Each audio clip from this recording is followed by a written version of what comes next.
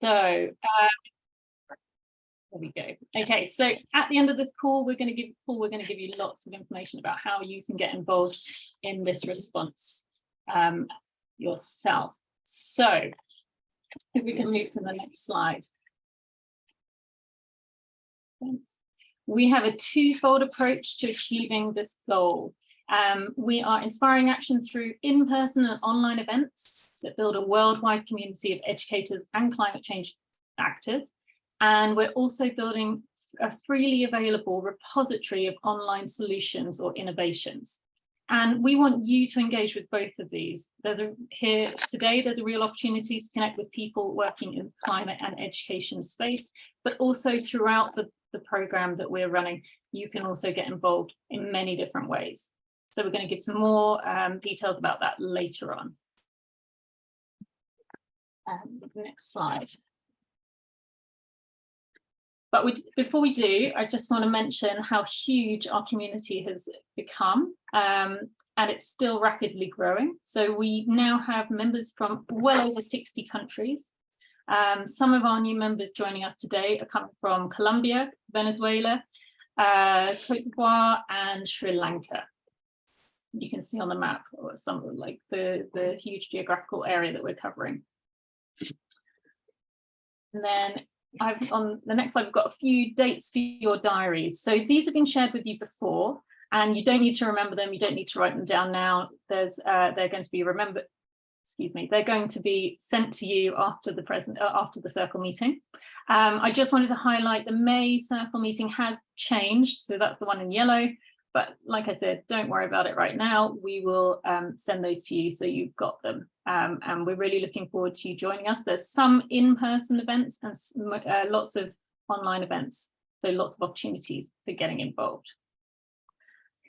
So today we have actually got a very special running order. We are focusing today on greening schools because we are part of the UNESCO Greening Education Partnership, and more to come on that later. But before we do that, we're actually going to have a special case study about the Romanian education response to climate change. And we're going to be hearing from both inspirational teachers and policymakers involved in that response. So what I'm going to do is hand over to Lennart, who is going to moderate this part of the section of the circle. So over to you.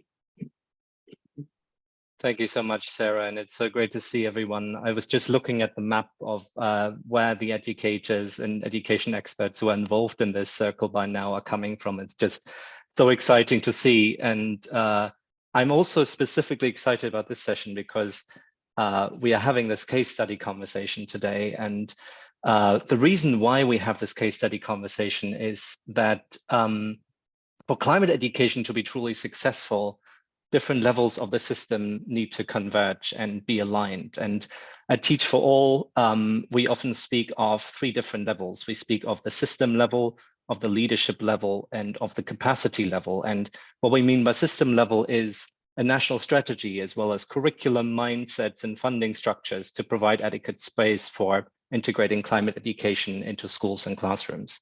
We speak of the leadership level when we speak of people who really pioneer climate change innovations and initiatives to impact whole schools and systems. And we speak of the capacity level when we talk about teachers in schools getting training and easy access to knowledge, to tools, and to customizable resources for supporting their students to become effective agents on climate change.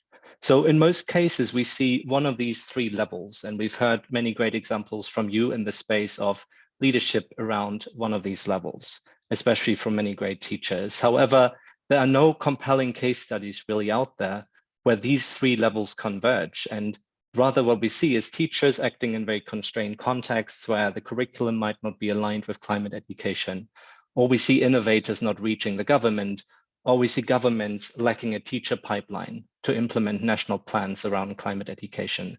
So we want to focus a large part of today's session on a holistic case study where the 3 levels are aligned, and that is Romania, which has a national strategy on climate education driven from the country's presidency. And the president has also at COP27, for example, gathered different national leaders to come together and speak about this topic internationally. We see strong leadership at the level of the civil society, and we see schools who implement climate education in really fascinating ways. So in this conversation, we want to derive, we both get to the bottom of the case study in Romania, but then also derive some overall lessons and best practices that emerge from this for truly advancing climate education nationally.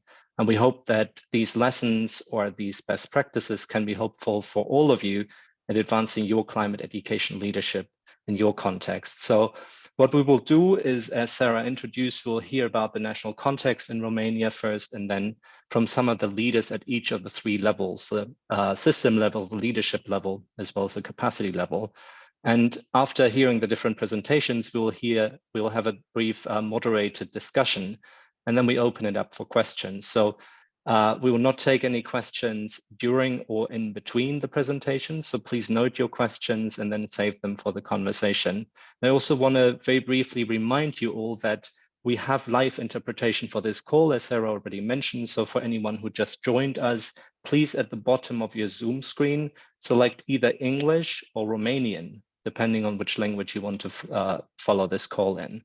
It's very important, otherwise you might not be able to hear the live interpretation. So I want to now hand it over to Alexandra from Volens Association. They have been working with schools for over 10 years in Romania, and they design their projects to respond to the needs of the teachers, to the learners and communities they work with. And since there is a framework of a national climate education strategy in Romania, they are one of the stakeholders in the implementation process. And Alexandra will lead this group of power women from Romania that we have in this call with a brief introduction about climate change in Romania. So Alexandra, thank you for being with us, and over to you. Mulțumesc mult, Lennart, și mulțumesc mult organizatorilor pentru această extraordinară. Acum 12 ani, când porneam la drum cu patrula de reciclare, educația de mediu era considerată doar un lucru importat din Occident, fără a avea un raport cu realitatea locală.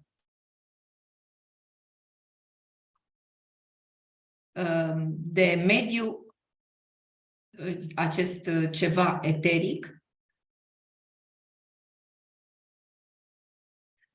care nu prezenta prioritate,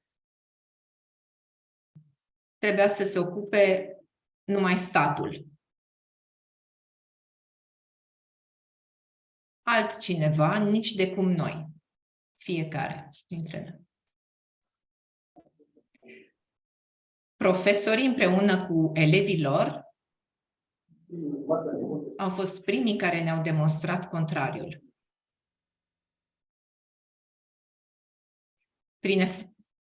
Prin efortul lor permanent, chiar dacă comunitatea nu era pregătită.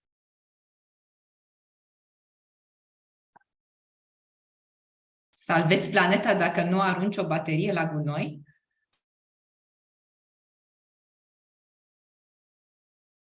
Ne-au întrebat mulți zâmbind ironic.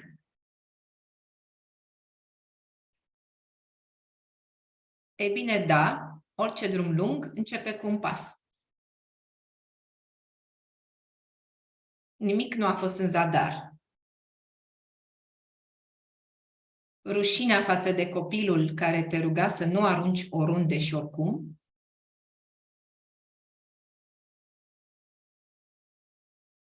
Și îți explica și motivul.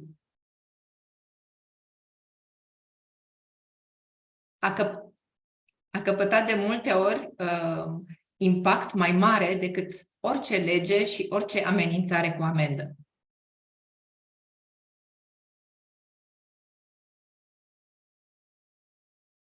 Veți afla în această reuniune cât de mult s-a schimbat viața unor comunități prin implicarea neobosită a acestei echipe profesor-elev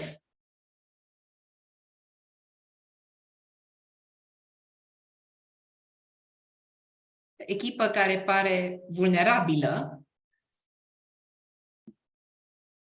dar care prin dăruire și credință în propria misiune devine invincibilă.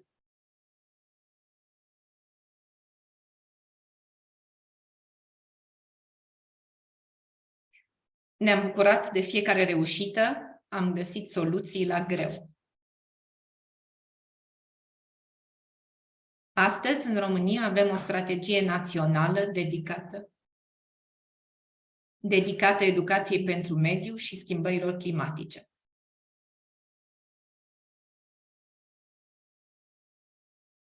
Toate unitățile de învățământ devin parteneri strategici în construirea unui viitor sustenabil. Acum, elevii și cadrele didactice vor beneficia de tot sprijinul pentru a înțelege gravitatea crizei climatice și de mediu,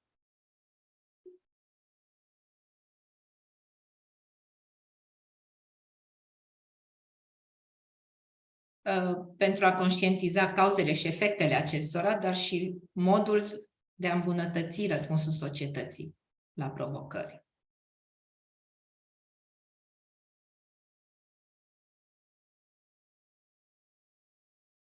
Acum, în cadrul programei școlare, avem o săptămână verde și au apărut discipline dedicate educației privind adaptarea la schimbările climatice.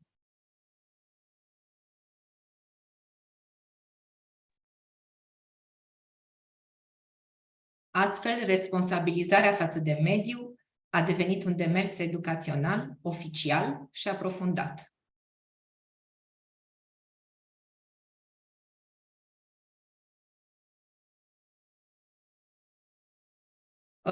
Singurul demers capabil să formeze generații care să trăiască sustenabil.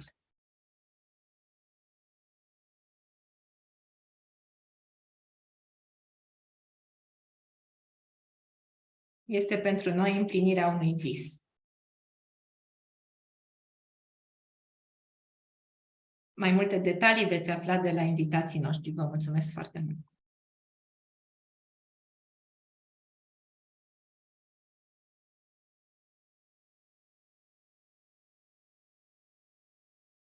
Thank you so much, Alexandra. And I think what you just shared perfectly set the stage for this case study conversation. So I would like to, as a first presenter, invite Ms. Vash from the European Studies Unit of the European Institute of Romania.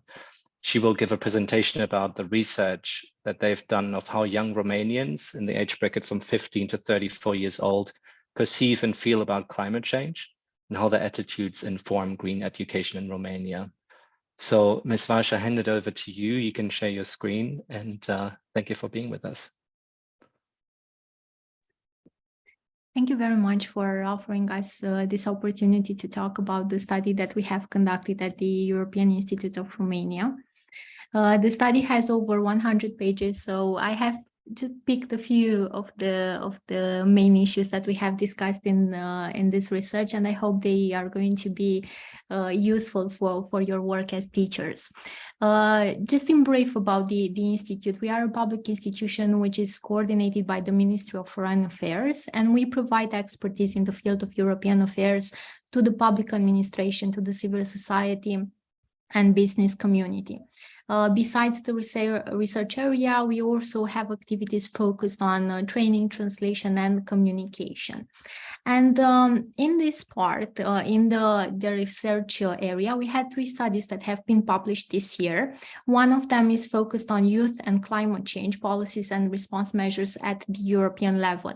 This focus on climate change is not the first time for the Institute. In 2018, we had another study that has been published on circular economy. So we try as much as possible to take the main themes which characterize the society and to put them into studies that can be useful both for the decision makers, but also for the general public as well. So what happened in this study was that we worked with 2 Romanian sociologists that were selected to investigate young people's current and potential role in European climate policies. There have been several research methods used in this process. First of all, a review of the academic and grey literature, an analysis of secondary data from different European surveys. So in the European Union, we have the Eurobarometer, which collects data from all the member states. And then we also had some focus groups and interviews with Gen Z. We are going to refer to them as Gen Z, so the young people between 15 and 24 years old, and millennials between 25 and 34 years old. And this is why, because in Romania, according to the youth law, till the age of 35, a person is considered to be a young one. In the study, there are 2 sets of recommendations that have been formulated. First one is from the authors targeting a better public involvement of young people. And the second set of recommendations come from the young people that have been involved in the research. Moving forward, here I selected just a few of the findings that have been compared in the research. So how is climate change ranking as a priority for young citizens? As you can see in the left part, for the European Union average, it's on the 3rd place, while in Romania it's on the 6th place for the young citizens. What about climate anxiety? 71% of the young Europeans are anxious about climate change, while in Romania the numbers are a bit close but smaller, 62%. When it comes to acting personally on combating climate change, the numbers are almost similar. So 8 out of 10 young people consider that it's important to personally act on this issue. And in Romania, close to 7 out of 10 people. The difference between intention and behavior can also be seen in actually acting on climate change. So in the case of the European Union average, we have 2 out of 3 young people who affirm to have taken action for combating or adapting to climate change, while in Romania we have 1/3 of young people affirming to do so. How to understand these numbers and put them into perspective? So for a better understanding of this issue, I chose one of the answers that has been provided in the focus group. So why is climate change on the 6th place rather than on 3rd place as the EU average? And here the explanation comes from the fact that it's about the other concerns that young people have when it comes to the hierarchy of needs. So above environmental issues, they often say that it's not like in other developed parts of Europe or even the world to have the luxury to think about what could be done from this point of view, but rather specific economic needs that should be tackled. And we thought this insight is also useful in order to develop a better narrative on climate change. So if we just put it out forward as climate change as an issue per se, it might not be as considered as important by the people we are working with, be it young people or children. But if we move towards their most present needs, as in this case, the economic needs, and point out the correlations that exist between them, and think about climate change as a transversal issue, the level of understanding and even the importance given to this topic might increase. For a second type of findings that we have included in this part is who is responsible to act on climate change. And here you can see some differences between what's going on at the EU average, where, for instance, the young people between 15 and 24 years old consider the European Union as being the primary actor to adopt measures and to work on this topic, while in Romania are the young people between 25 and 34 who are considering the European Union as being the most important. Another difference is between the policy actions.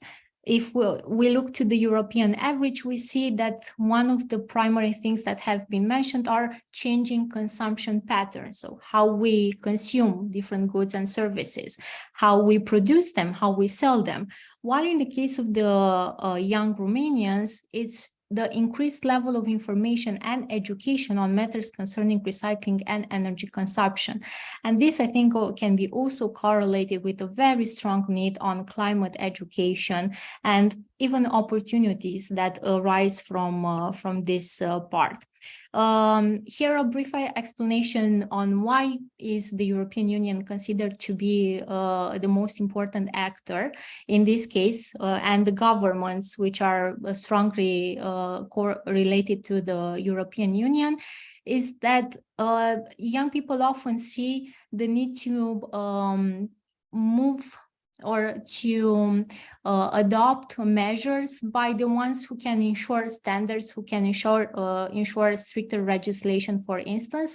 And when it comes to the way the companies are seen, they are mostly associated with their need to produce profit. So as it has been said here by one of the participants to the focus group, it's a bit difficult to look towards the companies as being the main actors on acting on climate change, because it would be like the wolf guarding the sheep.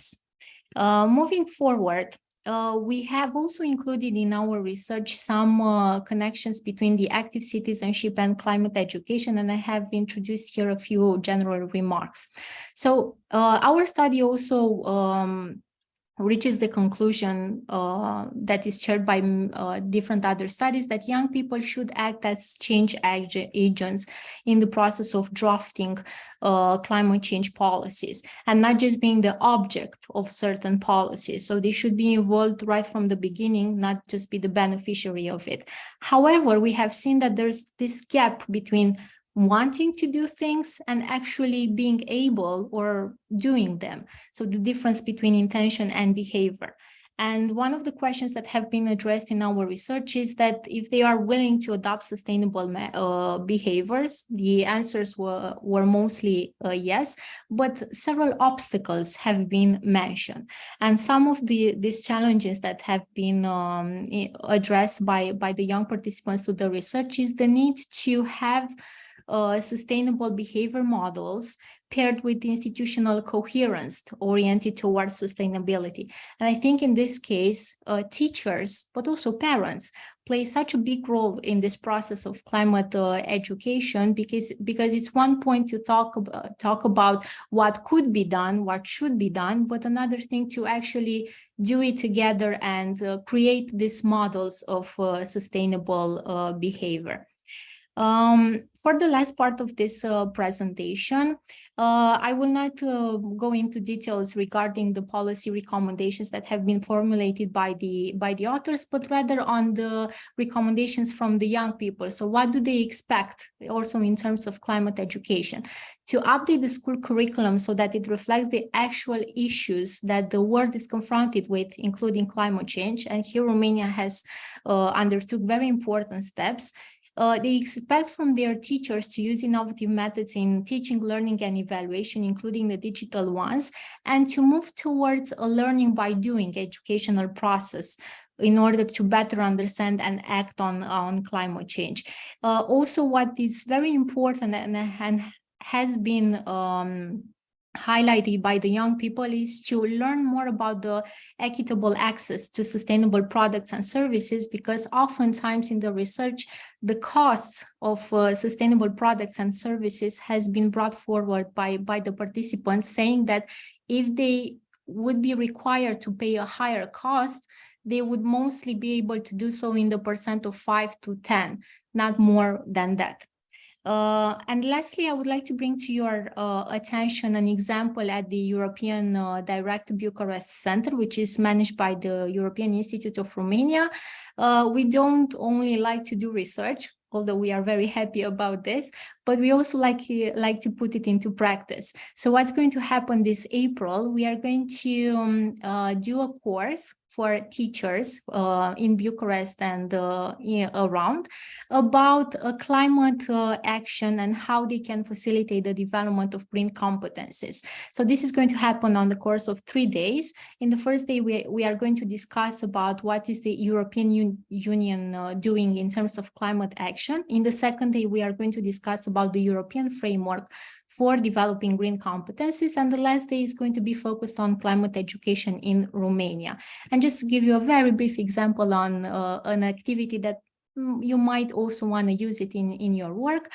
For instance, in the first day, because there's this difference in how we understand concepts, we are going to work on creating a dictionary. So the participants are going to be divided into several groups in order to assign different explanations to the most common concepts related to climate change.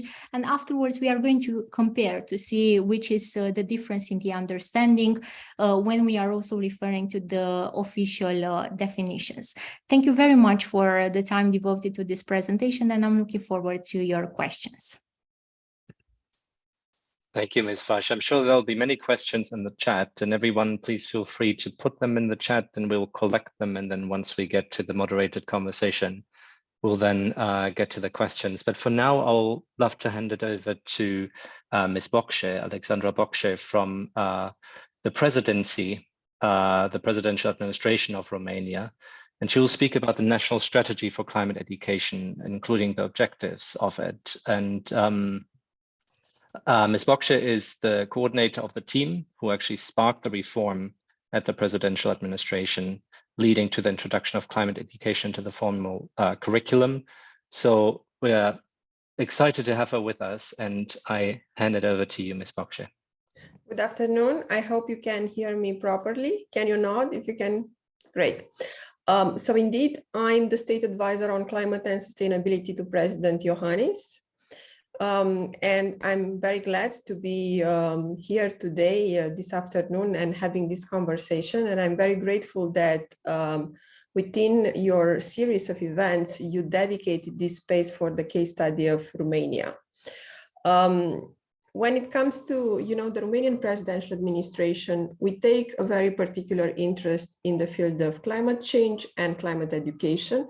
The president of Romania is taking a very special interest in the field of tackling climate change and also promoting climate change education and environmental education, because President Iohannis is by formation actually a teacher. He used to teach high school physics before entering politics, becoming a mayor and then the president of Romania. So obviously there is also a personal level of involvement of the president when it comes to education, and in particular climate change education. And in 2020, the president decided that we should set up a working group that would provide the framework for a national strategy on climate and environmental education. So initially, our working group prepared a report with different components, components related to the curriculum, related to tools for climate change education, training the teachers, and also school infrastructure, sustainable school infrastructure. And then that report and the provisions in the report were taken by the government of Romania. And I want to highlight that there are separate institutions. So it's the institution of the president of Romania, the presidential administration that supports the president in his work. And then, of course, there is the executive arm that implements policies in Romania, the government of Romania that basically took that report and converted it into a national strategy, maintaining the principles and the main measures in that report. And of course, that report also had the provision related to the Green Week that you heard about. And there have been on our working group intensive debates regarding the Green Week. The Green Week in Romania is basically a week that is dedicated to activities on climate and environment. And each school in Romania, school, kindergarten, high school, so pre-university education, so the pre-university education system is implementing it in 1 week from February to June. It's the first time when we are implementing the Green Week. We are actually in contact also with UNESCO on the Green Week, the team in charge of the Transforming Education System and the Greening Education Partnership also. And it's very exciting. As any pilot project or as any project that is implemented for the first time, we expect that there will be also some learning going on as a result of implementing for the first time the Green Week. Also, as I mentioned, the report has placed a lot of focus on instruments, digital instruments, and the Romanian presidential administration was involved in getting together different actors, ministries, NGOs, and also special digital institutions within the Romanian state to come up with a platform with resources for the Green Week. Because of course, teachers raised the issue of how do we start? How do we implement the Green Week? Where do we take the materials from? So we have a dedicated platform, which is called Săptămâna Verde, which is the Romanian for the Green Week, with resources that can be used by teachers, by schools, and also suggestions of activities. And those resources have been prepared by, let's say, the Ministry of Environment, but also have been prepared by NGOs, non-governmental organizations. And of course, on that platform, there is a certain number of resources right now, but there is, of course, potential to increase the amount of resources as we implement the Green Week and more resources become available. What I would like also to mention is that indeed, the President of Romania has a wider mandate when it comes to foreign policy, as it is the case with many presidents around the world.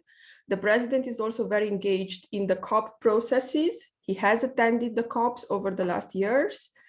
And last year also he took the initiative together with the Prime Minister of the Czech Republic to launch the invitation to other heads of state and government to discuss at the highest level, at the level of heads of state and government, the topic of climate education.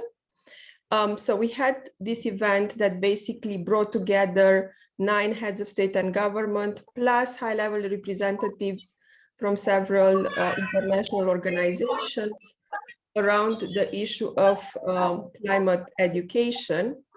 And it was, to the best of our knowledge, the first actually event at the level of heads of state and government organized within the high-level segment of any COP up to this point.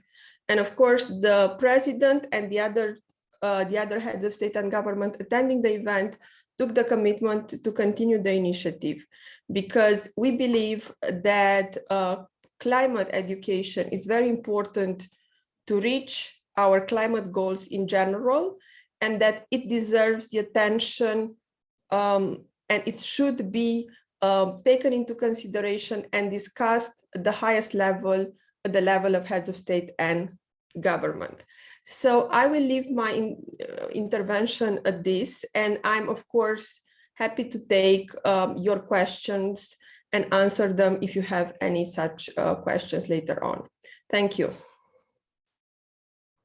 Thank you so much, Ms. Bocșe, for this presentation. I think you touched on so many important points, including the link with the resources developed by NGOs, for example, that feeding into the governmental process. So I think that is exactly what we're trying to discuss here. So thank you so much for sharing that. And I would actually love to hand it over to some of these members from the civil society, and especially Ada Lungu, who is the president of Volens Association, and as introduced by her colleague Alexandra at the beginning, they've been working on the issue of teacher training, empowerment, guidance, working with communities and learners for over 10 years. And now in this framework of the national strategy, are one of the actors supporting the implementation of it. So Ada, I will hand it over to you for your presentation. Thank you, Lennart. Actually, a week from now, we will be celebrating 12 years since the launch of the Recycling Patrol, our national education program. So this is really the ideal moment for us to share with you our story, and especially since it is a story about how teachers really change their communities one school at a time. Could you please run my presentation? Well, the story begins 12 years ago when we were working as a team for a different association that was called the ROREC, with teachers and student volunteers on electrical waste collecting campaigns. Please move to the next slide.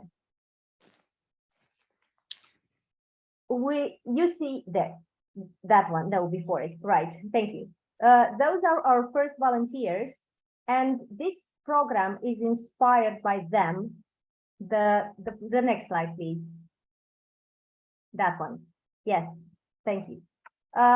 Because they wanted to promote the recycling and the good behavior in their communities all the time, not just during those campaigns that we were running with them. So ROREC created this environmental program for them, inspired by the volunteers, the teachers and the students. And in 2019, we, the team project, created another NGO because ROREC dissolved, and we took over the program. Next slide. Now, fast forward to today, 12 years after, we can count 8 million kilograms of electric waste collected through the efforts of these children. 140,000 children enrolled as volunteers in the program, and 7 million people reached with climate-related information. And this is just to put numbers on the impact of this program, but in the end, it's really a human experience story. Please move on to the next one. So today, the Recycling Patrol is a national environmental education program for all the pre-university cycles of education that focuses on 10 major climate-related topics. And we want to encourage active citizenship, to raise public awareness, to build essential skills in children, as you will see later on in my presentation, but also to contribute to the social inclusion of vulnerable children and disabled children. And next slide, please. How it works is simple. Any teacher from anywhere can register online for free, can access digital resources and guidance. We propose challenges, competitions designed so that children of all ages and from anywhere can participate and stand the same chance to win. We have this equity component to it.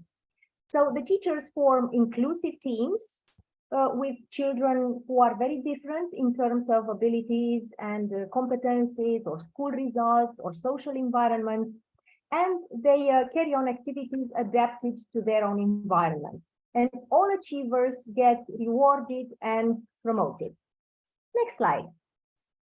As I said, we extended the scope of the program from strictly collecting e-waste to 10 major climate-related topics, such as the reduction of waste, selective collection of all types of waste, energy and water saving, biodiversity and ecosystem restorations, responsible consumptions, because you heard Eliza saying how important this is to young people. And in 2021, we published this Green Manners Guide, which we declared like a new code of conduct for the climate age. And this is a material that's been downloaded and used by teachers, but also families who want to adopt a more sustainable lifestyle. And moving on, here are the main benefits. Yes, we have about 800 active teachers currently carrying on activities on these topics.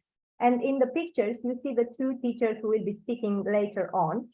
All right, so next slide.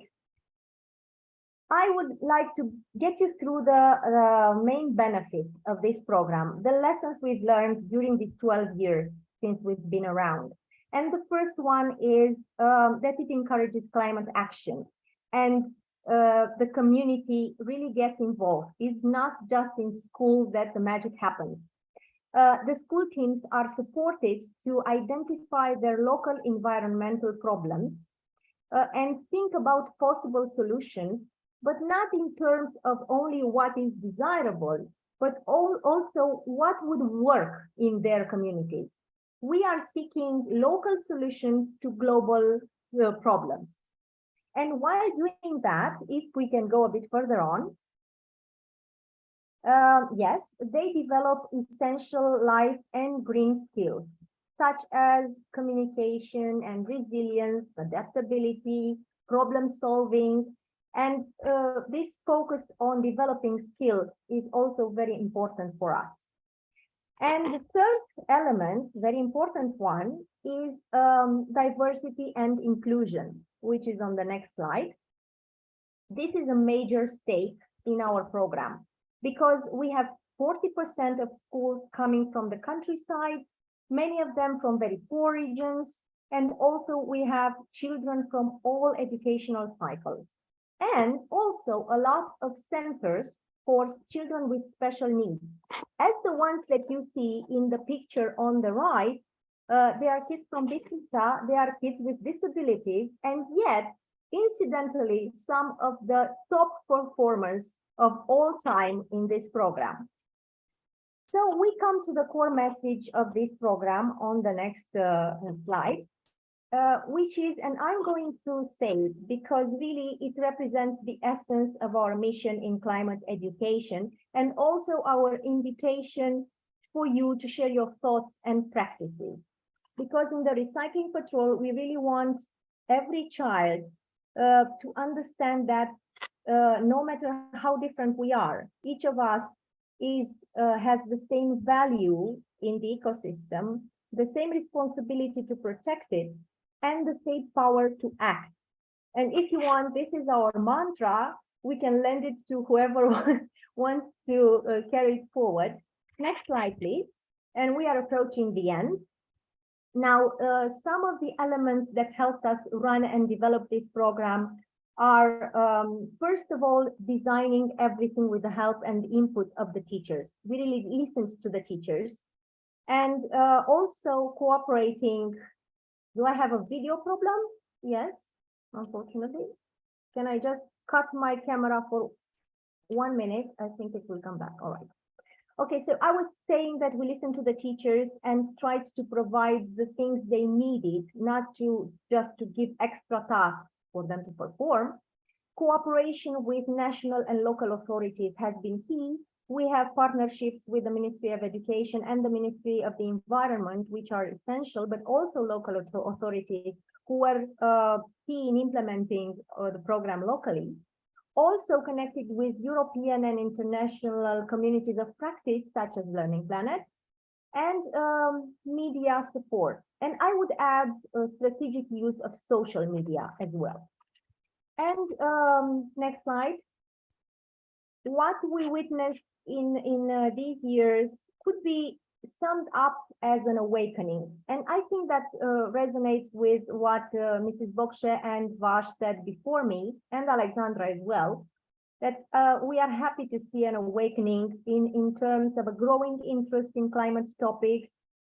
We see communities more open to change, substantial measures in advancing climate education from the state, but also a greater support coming from businesses.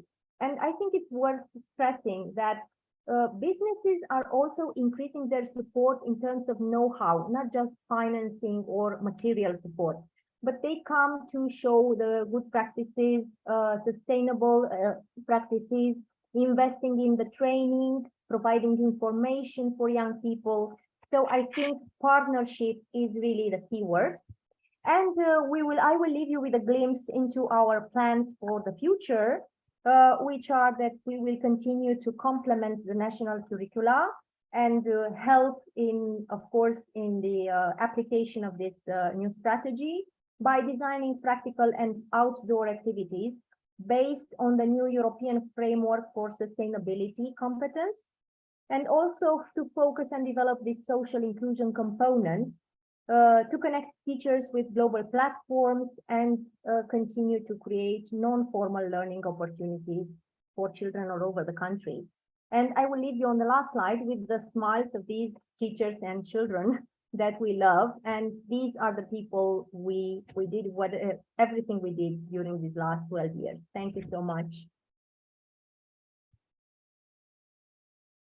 Thank you, Ada. What a fantastic presentation. And I think your numbers are just mind-boggling, looking at the numbers of teachers, communities, learners that you've already reached with all this. And I was thinking while you're presenting of this notion of locally informed and locally rooted and globally informed, in the sense that all your work is really rooted in these communities. At the same time, those lessons learned that you derived and that you shared with all of us are really globally applicable. Especially I picked up on this notion of teachers' input into the resources. I think we can all learn a lot from the way that you designed these activities and that you run these activities. So thank you so much for sharing that. And last but not least at all, we would love to hear from two of the teachers who are involved in these activities that Ada shared about, who are Ms. Roșu and Alemănuța Toda. And they are both teachers in Romania. Ms. Roșu is an English teacher at a secondary school, and Ms. Toda is a geography teacher at a secondary school. And they are also involved in the recycling patrol that Ada was just talking about. So Ms. Roșu and Ms. Toda, I'll hand it over to you. And I believe Sarah will share the slides. Thank you. I'm honored to be here with you, a big family of climate change. My name is Roșu Cristina, and I'm from Romania. I'm glad to be here, and I will present to you my school. Let's see. Thank you.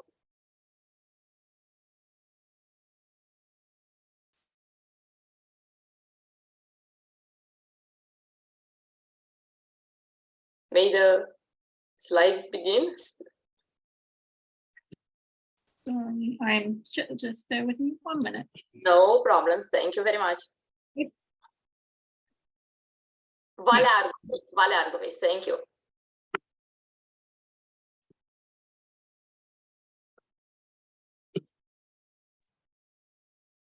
Sarah, it's the other Bună presentation. ziua, dacă trebuie pot să încep eu. Apologies. Alemănuța Toader, Școala Gimnazială Nocri.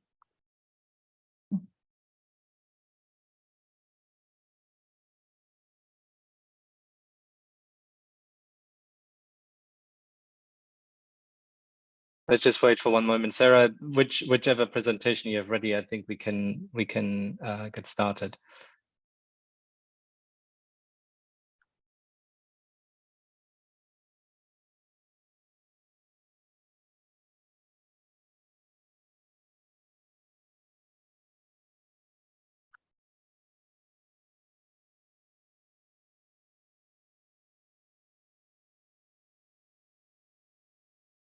Sorry, bear with me 1 second. Right. Okay, can you see my screen? Is that working? Not yet, no.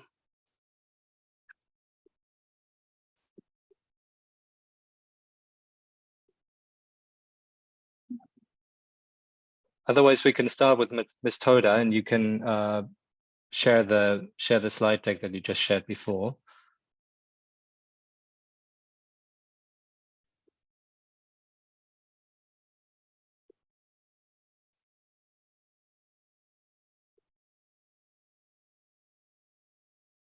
Can we just right? Sorry, it's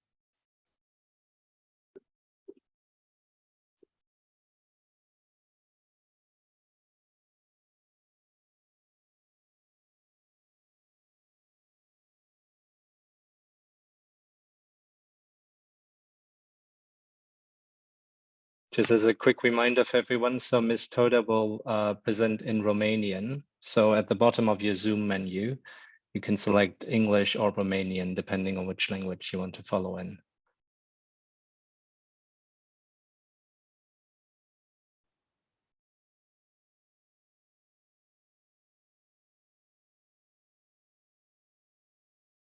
Okay, so we are going to start with Ms. Roșu then.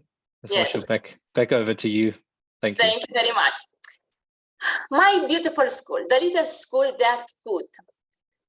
It's a very big surprise for all of us from Școala Valea Argovei that we could realize so many things. We will see. The next slide, please. Meet Valea Argovei, a group of villages located near the south border of Romania, in the heart of an ecosystem protected under Nature 2000 European program. Population, approximately 2,500 people, low income area. Next slide, please.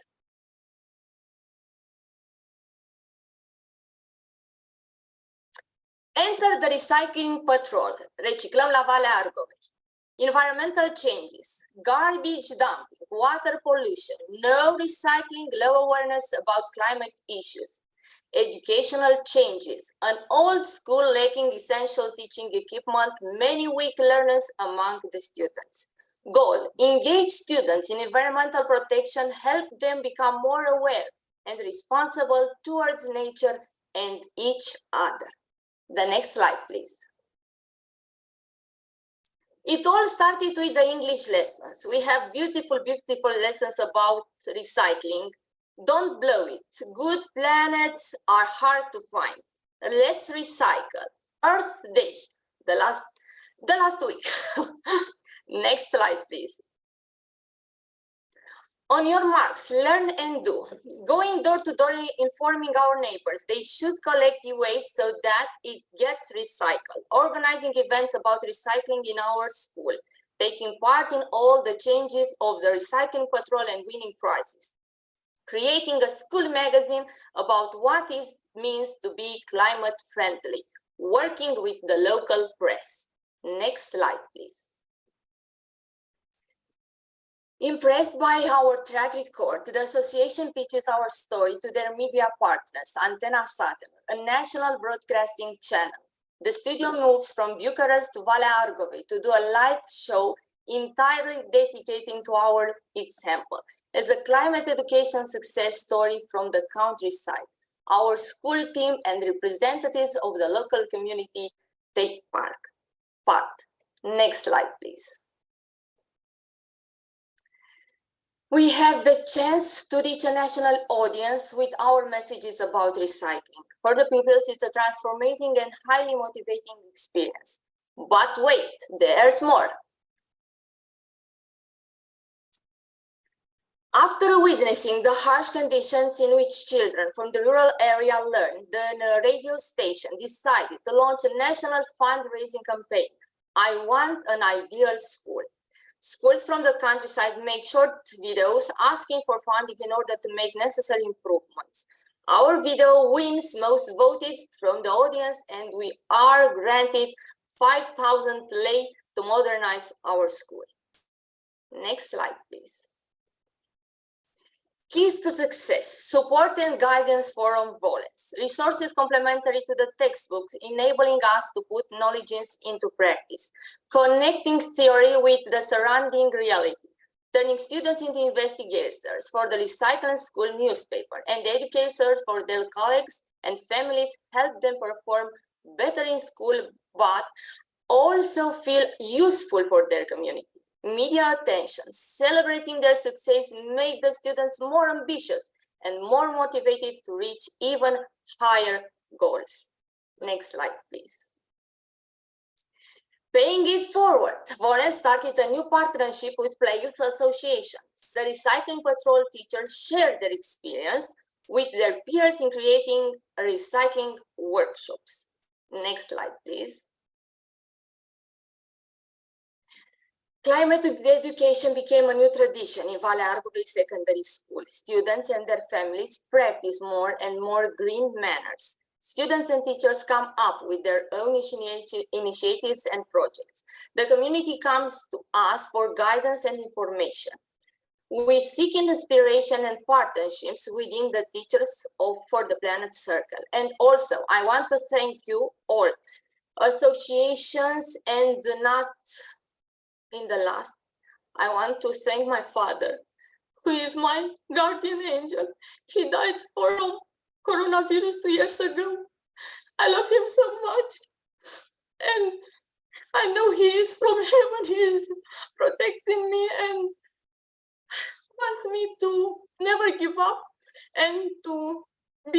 a strong person. We say from our slogan, Together for Recycling. Thank you very much. Sorry.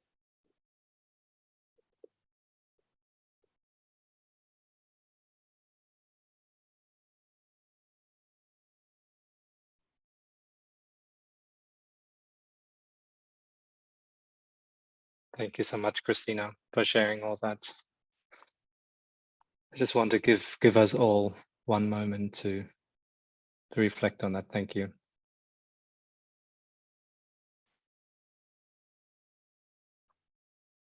It is very important to me to name that. Sorry. Thank you all.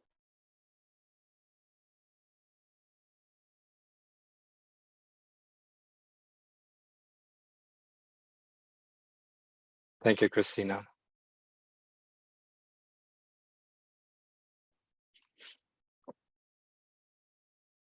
Okay, that was such a beautiful example of climate education, environmental education in schools. And we'll hear from one more example from Ms. Toder, who, as introduced earlier, is a geography teacher in a secondary school.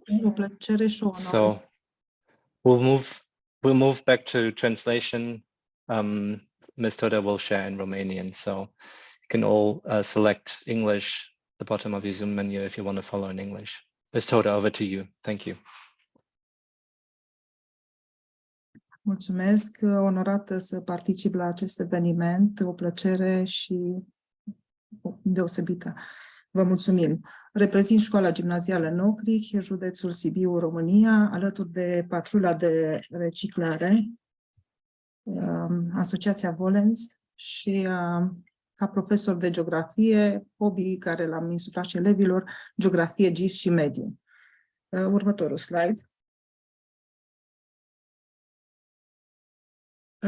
Școala Nocrih este o școală, un sat multicultural în inima României, o zonă în care veniturile sunt reduse, procent ridicat de populație vulnerabilă, preponderent romă, rate ridicate de abandon școlar, depopulare și, bineînțeles, ca în multe zone, poluarea. Excuse me, can I just intervene briefly? Did you understand, Mrs. Toader, that you can speak in Romanian? Puteți vorbi în românește. Liniștită, da. Avem interpretare. Am zis să fie timpul de interpretare. Da. Poluarea cu deșeuri. Următorul slide, vă rog.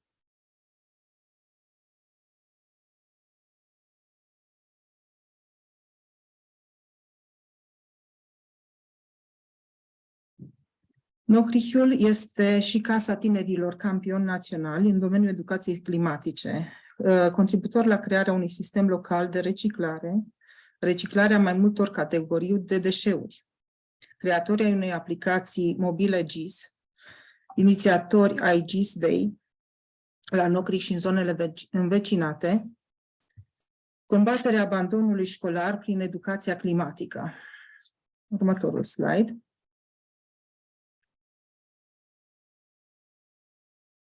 De la geografie la ecologie, implicarea întregii școli, chiar pot să spun și a întregii comunități, corelarea geografiei cu schimbările climatice, integrarea educației experiențiale în practica didactică.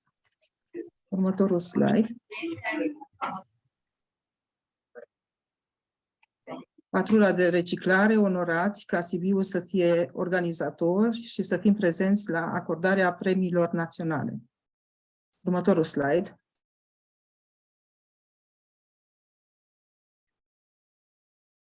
Practicarea manierelor ecologice în școală, dar și conștientizarea în comunitate. Stabilirea unor indicatori de succes, concreți și tangibili, cum ar fi cantitățile colectate sau persoanele implicate. Următorul slide.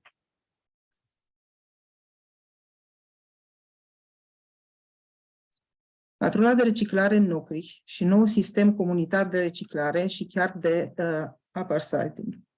Autoritățile locale au sprijinit inițiativele școlii, iar acum satul lor colectează sau reutilizează. Și avem imagini din localitate. Următorul slide.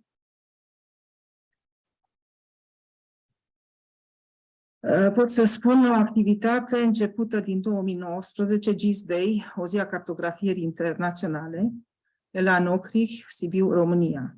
Totul pentru educație, elevii au dorit să învețe, vor să învețe și de aceea și-au dorit mult mai mult.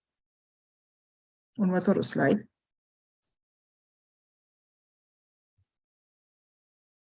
Cunoașterea și cartografierea mediului natural cu ajutorul GIS-ului, a Sistemului Geografic Informațional, reunirea competențelor digitale și climatice, utilizarea instrumentelor digitale, cum ar fi Story Map, adică acel atlas viu al lumii, Survey 1, 2, 3, Quick Capture, pentru a crea o hartă de mediu a împrejurimilor. Utilizarea excursiilor de teren pentru a descoperi ecosistemul local și a discuta despre modul în care alegerile umane îl afectează. Imagini de la clasă și imagini cu cartografierea digitală la nivel mondial, încadrarea activității. Valea Hârtibaciului, unde suntem și noi alături de Natura 2000, este declarată Valea Verde. Următorul slide.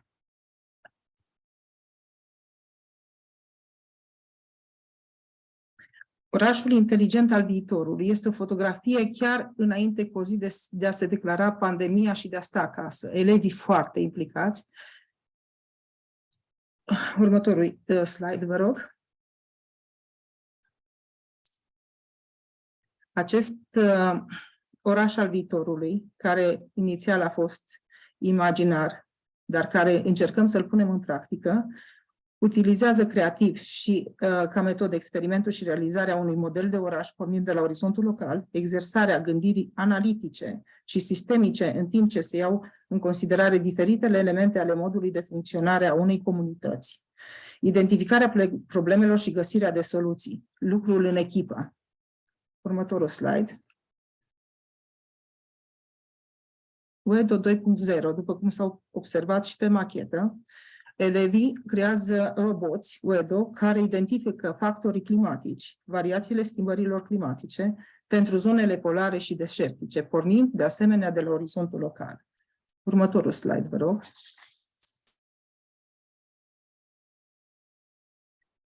Povești de succes privind incluziunea socială.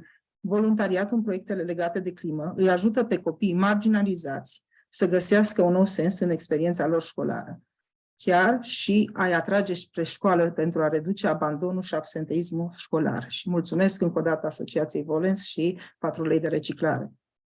Următorul slide.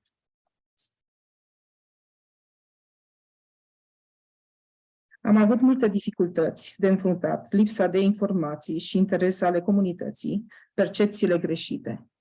Următorul slide. Cum am reușit? Am ales pentru echipă pe cei mai motivați elevi. Am adaptat predarea la diferite stiluri de învățare. Am stabilit relații cu autoritățile locale. Am organizat evenimente școlare.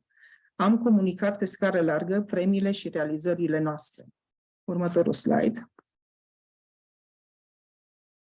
Ce înseamnă educația climatică pentru tinerii din Nocrih? Un sentiment de apartenență, pe măsură ce descoperă frumusețea și unicitatea regiunilor, încrederea în sine, prin faptul că sunt apreciați, indiferent de notele lor, curajul de a visa mai departe, prin faptul că sunt celebrați la nivel național, soluție la ecoanxietate, prin faptul că sunt capabili să acționeze și să facă diferența, mai multe perspective profesionale. Următorul slide. Vă mulțumim. Teacher for the Planet Circle. Thank you, Recycling Patrol. Thank you all.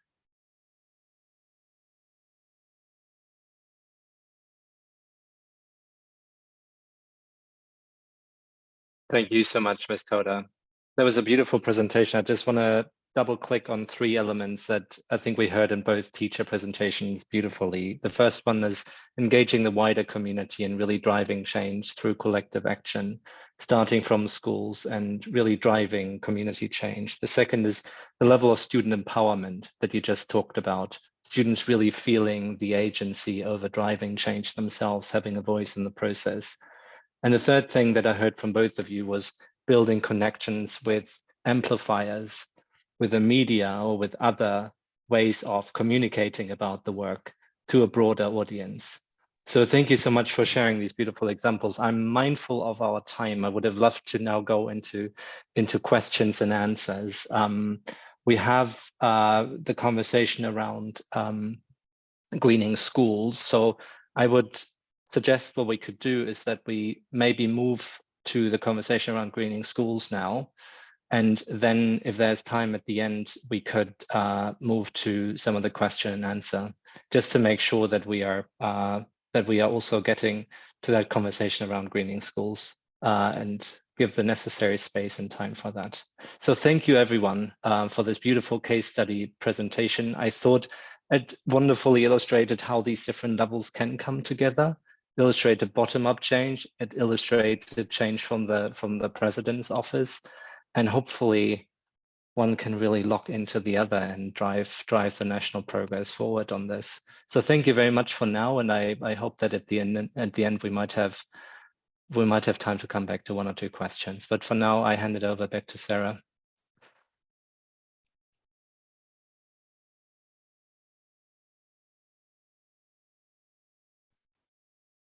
Thank you, Lennart, and thank you to all the speakers. I hope everyone can hear me now. So I am just going to quickly recap. We, Teachers for the Planet, are supporting UNESCO's Greening Education Partnership, and you can see on the screen the 4 pillars of that partnership. And today we are focusing on greening schools, and we have 2 inspirational teachers to hear from. So we are going to move straight on to that. Before I do, I just want to let you know what greening schools means. There is a goal that all countries will have adopted a green school accreditation scheme with at least 50% of schools, colleges and universities having green accreditation and operating sustainably. So I'm going to hand over straight away to Brenda.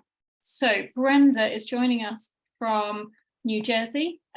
Good morning, Brenda. I've got your PowerPoint ready to go. So please unmute yourself, and we're looking forward to hearing everything you have to tell us about children and nature. Thank you, Sarah. Thank you, Lennart. And thank you to the wonderful case study we just heard from. I'll try to go quickly so that we have the opportunity to do the Q&A. So I'm Brenda Kessler. I work with the Children in Nature Network, and I want to share a little bit about our work with the Children in Nature Network, but also highlight a project that we worked with thank you for the slide, many of the partners you see here listed on this slide. And if we can go to the next one.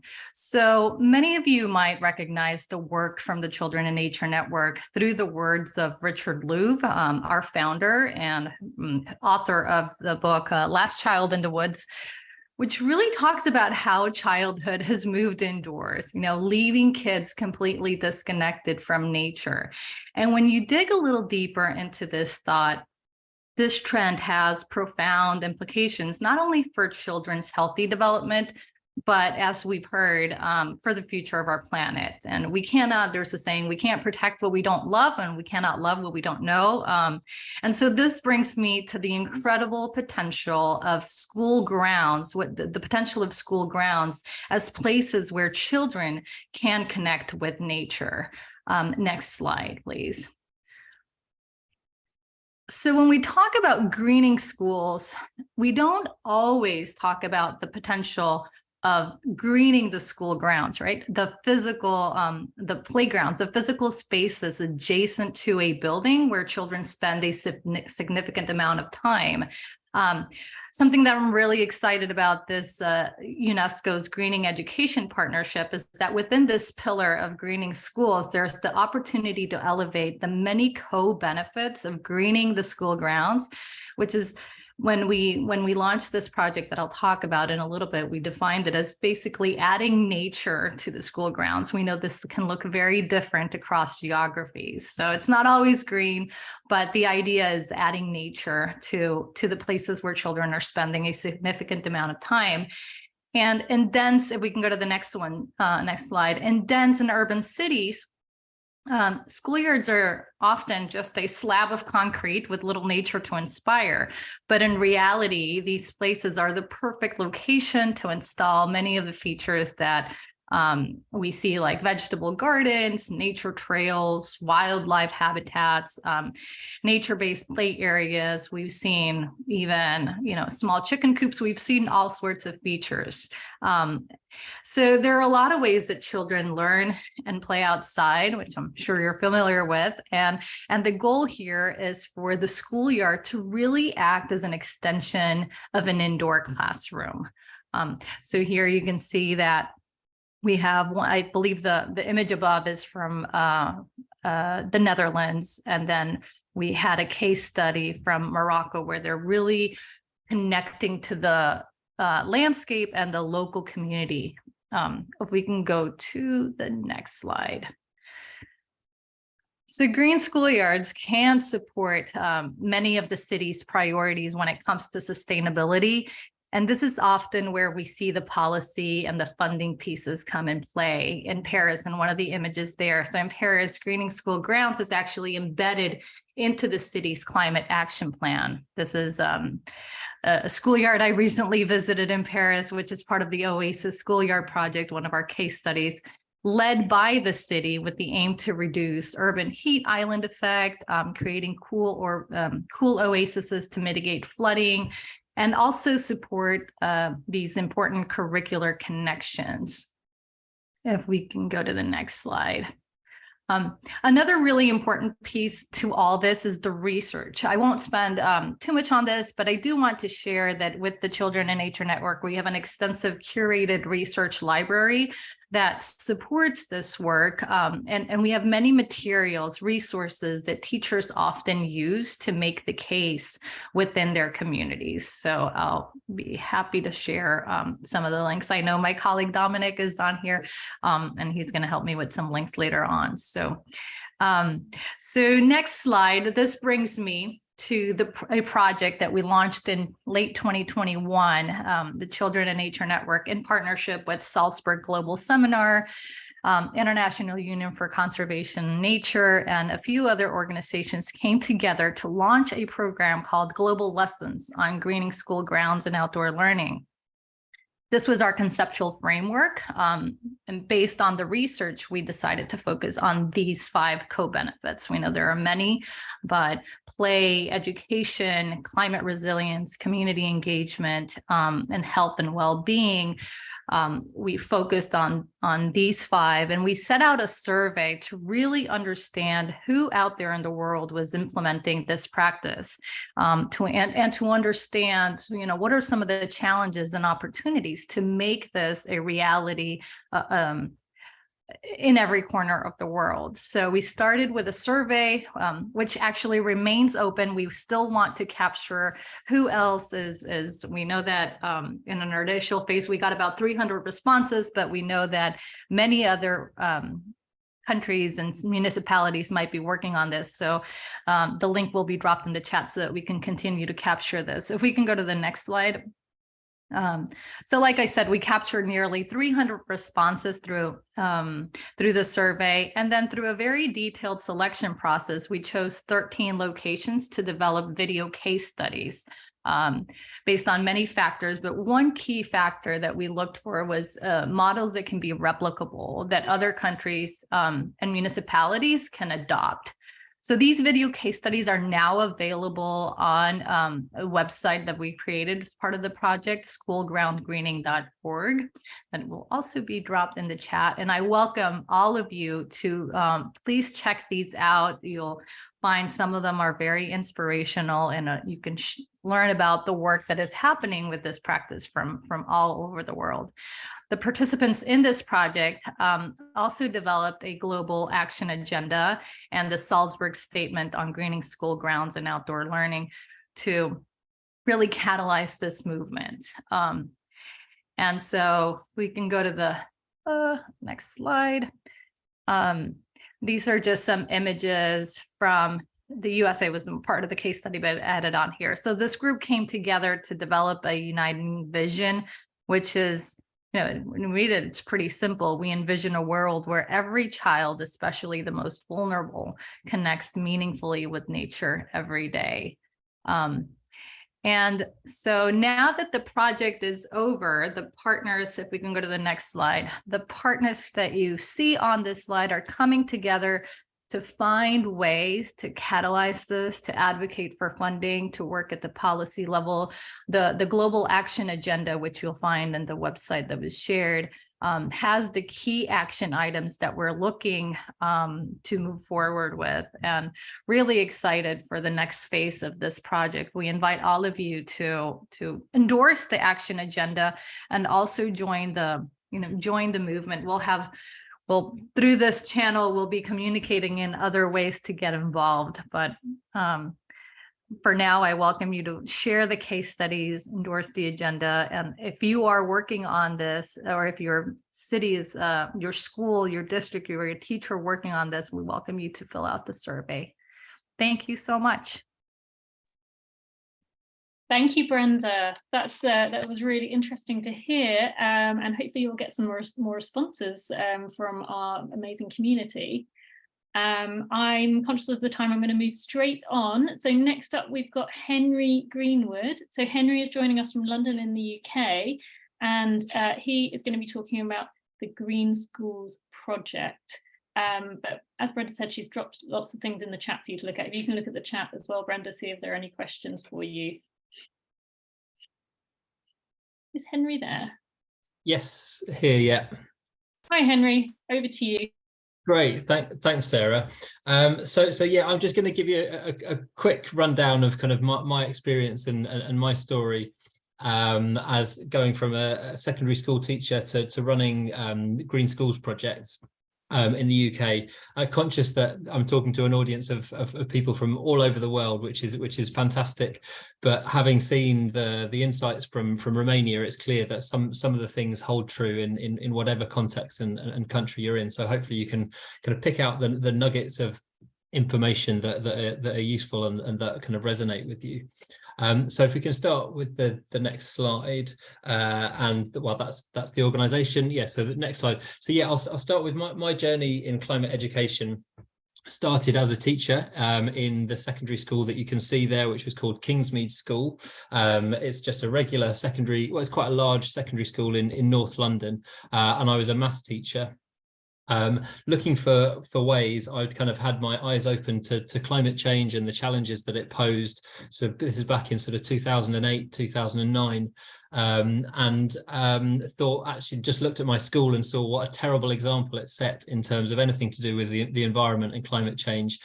So saw an opportunity to do something on a local level there. So developed a new role in the school called Sustainability Coordinator. And this is a photo of my first group of students. So we assembled an eco team of year 12 students. And really kind of tried to empower them to come up with ideas of how they could tackle some of the problems facing the school. So we if we go to the next slide, please. We had a big energy saving campaign, which we managed to save the school about £30,000 over 3 years. We installed solar panels on the roof. We encouraged walking to school, growing vegetables, improving recycling. We held an environment day, and yeah, eventually we got our accreditation from Eco Schools with this Green Flag Award. So it was that experience really that motivated me to start Green Schools Project. So I actually left full-time teaching. Having started it just straight out of university, I thought a few years out, even if it doesn't work out, I can always go back into the classroom, especially as a maths teacher. But if we go to the next slide, please. What we started doing with Green Schools, well, I say we, it was me, just me doing Green Schools Project for a good few years to start off with. And the aim was to support other schools to run environmental projects and set up eco teams. So we work with primary schools and secondary schools. We developed online resources, visited schools, delivered assemblies, and we had a sort of a pairing scheme with university student volunteers to go into schools. But around about sort of 2019, with the IPCC 1.5 degree report, Extinction Rebellion, and the amazing kind of school strike movement that we saw in the UK and around the world, it made me think that actually, you know, we need to go a bit beyond just kind of running projects with eco teams or small groups of students in schools. So I came up with the idea of a new program which we call Zero Carbon Schools, which is what we're working on now. So if you could go to the next slide, please. So in the Zero Carbon Schools program, I thought it was really important to actually, bring this kind of into the curriculum. So we developed a series of sessions throughout the year, which are suitable for years 4 to 8 in the English system, which is kind of ages 8 to 13. They run within the timetable as much as possible. So then they follow the stages of kind of exploring what climate change is around the world and the causes and the impacts, investigating their school's carbon emissions, then acting to develop and lead projects that aim to reduce their school's carbon emissions, and then inspiring others in their local community and beyond to take action as well. We have developed the first school-specific carbon footprint calculator in England, where we look at the areas of energy, travel, food, and purchasing. So schools, we collect some data from the schools and have a sort of a method to turn that into a carbon footprint. And alongside that, we provide the resources for schools to deliver 2 teacher training sessions, because we think it's so important to get kind of all the teachers in the school involved with this, and then support them to run a community event as well. So we've gone from just four schools in the pilot year, and we've grown over the last couple of years to reaching about 80 schools this year, with plans to kind of expand further. So that's kind of my story and my experience. I was asked for a couple of insights and an ask for people on the call. So my insight is one that's probably not going to be groundbreaking. I'm sure you've heard it on this call already, and I'm sure it'll be true of all of your experience, is that pupils want this stuff. Young people really want more climate education. I've never been into a school and being greeted with indifference from the children and the pupils in secondary schools. You know, they want to learn more, but they also want to be given the opportunity to actually do something about it and get actively involved in tackling it. And that's what we try to do in our program. And the second insight is that teachers want to do this too. In the UK system, schools are, teachers are under so much pressure, and the biggest barrier to this is just the time and the headspace to kind of think about how they can bring this into their teaching. But actually, just with a bit of support and a bit of time in a training session, that they really want to do this and to bring this into their lessons. And finally, I guess the ask for everybody is just kind of do whatever you can. The fact that you're on this call all means that you're probably already doing something already. So you just do whatever you can. You don't have to kind of quit your job and start something completely new. And any action, small or big, is good. And finally, just if there are any funders on this call, in the UK anyway, I'm sure it's true around the world, the environmental education has been kind of so starved of funding. So yeah, please help out where you can. And that's me. Thank you. Thank you so much, Henry. That was really another inspirational Greening Schools presentation. Please have a look in the chat. If you've got some links, please drop them there, and also see if there are some questions for you. I'm just going to move on to one more thing that we're so excited to share with everyone. Today, we are launching our search for solutions, and we are specifically looking for 25 Greening Schools solutions. And this is a way that you can get involved. So on the screen now, you should be able to see a QR code, so you can get your phone out. You can get a link from the QR code to either submit your own solution. So we've seen 2 inspirational solutions today in the presentation, and some from Romania as well that could be linked. This is where you can submit your own, or you can pass these to people in your networks. We are looking for the best 25, which we are going to put in our online repository. with other solutions, and we are going to take them to COP28 to show to policymakers, because we want your voice to be taken to those policymakers. There's also a link there which you can use to do the same, but don't worry if you can't get that right now. We will send these to you and make them available. And just, I think I've got a few seconds left, just to make you aware, there is an ESDNet learning webinar happening on the 30th of March. So all of this will be sent to you. But if you would like to join that, they are also highlighting and promoting ESD pedagogy, so you can get some more inspiration there. Lennart, did you want to jump on? Sure. Just wanted to very, very briefly jump on to give a quick heads up to our April meeting. It will be on the 21st of April from 3 to 4 p.m. Central European summertime. It will be on the theme of greening capacity with, again, some inspiring speakers. And very importantly, it will be one day before the International Earth Day celebration, which is the 22nd of April. So we want also to put some focus on the International Earth Day celebration.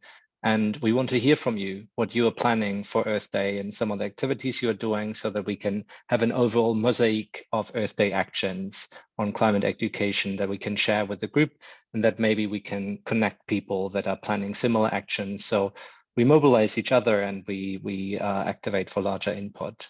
So in the meantime, again, a quick reminder, Sarah just shared, share your solutions. And we also have a community platform that we'll share the link to now, that you can connect with. I just want to say one more thing, which is linked to the Romania case study today. I was so appreciative of all the speakers to share about their contribution to this overall effort of a national climate education advancement. And I would have loved to go into some level of conversation and discussion about that. And I hope at some point we get to that. We're truly sorry that we can't do that today. And yeah, just deeply appreciative of all the speakers who shared about their work from Romania. Thanks, Lennart. So I'll leave these QR codes here for you. We have enjoyed the circle meeting, and we really can't wait for the next one in April on the 21st. Thank you all for joining us, and have a good rest of the day or night, depending on where you're joining us from. Thank you. Thank you Thank very you, everyone. much. Thank you very much. Everyone. Thank you. Thank you so much. Thank you. It was great to be here. Goodbye.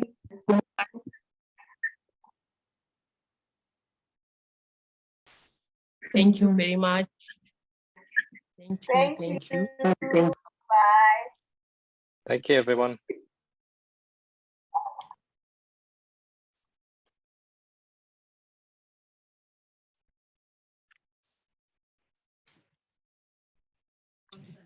Bye.